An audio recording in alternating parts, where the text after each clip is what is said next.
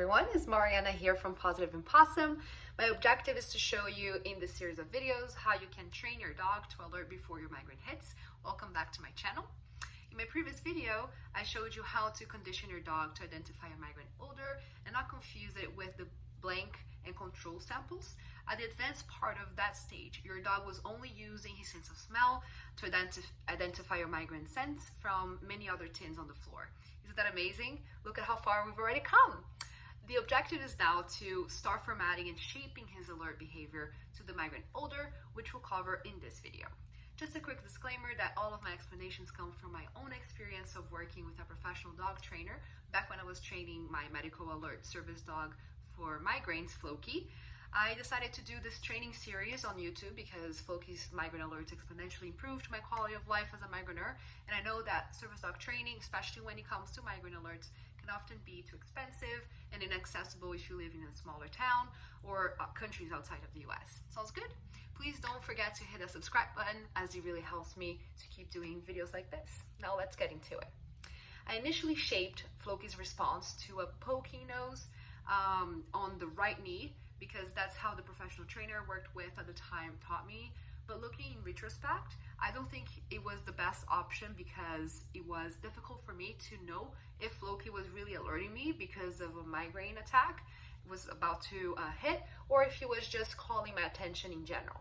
Since then, I've been reshaping Floki's alert to be a sit followed by a gentle pawing, so I can clearly understand when he's alerting me and not just randomly calling my attention. The important thing here to note is that if you use the sequence with your dog pawing after he sits to alert you, you should never ever request your dog to paw you for anything else.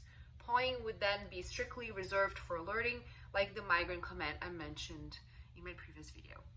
And I think that was precisely why the nose bump alert we initially taught Floki was not very successful, because it is pretty much impossible to not get your dog to nose bump you for anything else other than the alert.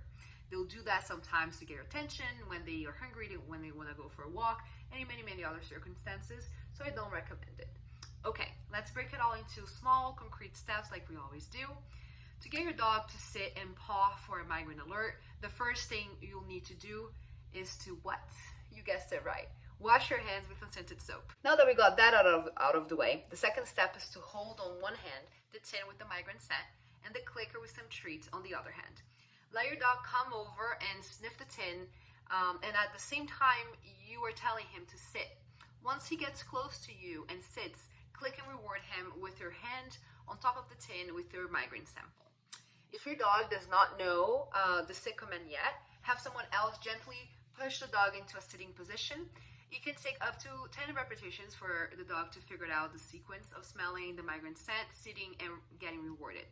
Once you have an automatic response from your dog to smelling the migraine scent and sitting down, then you can introduce the pawing behavior.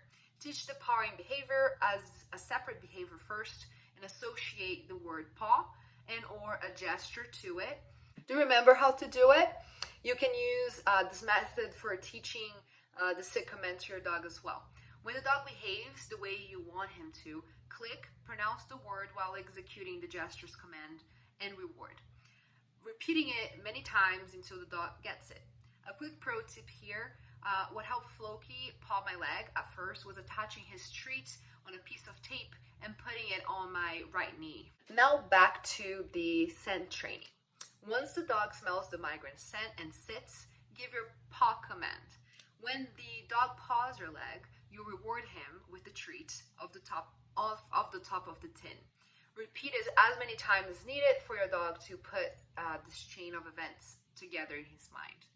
Oh, and just a quick pro tip before I go. The way your dog decides to alert you is not written in stone and does not necessarily need to be a chain event of sit and paw. Sometimes the dog might naturally have a behavior when smelling your migraine scent, so you can just attach a word and or a gesture to that behavior while clicking and rewarding him to transform his natural behavior into a working command. And as always, if you like this video, don't forget to subscribe and to hit that thumbs up. Also, make sure to watch my next video on adding variables to continue gradually increasing the difficulty of your dog's training so he can start being able to identify your migraine scent in different positions, times, locations, and situations, like it will be the case when you get a migraine in real life. It will be my last video on this migraine alert training series. We made it. Thanks a lot and see you soon.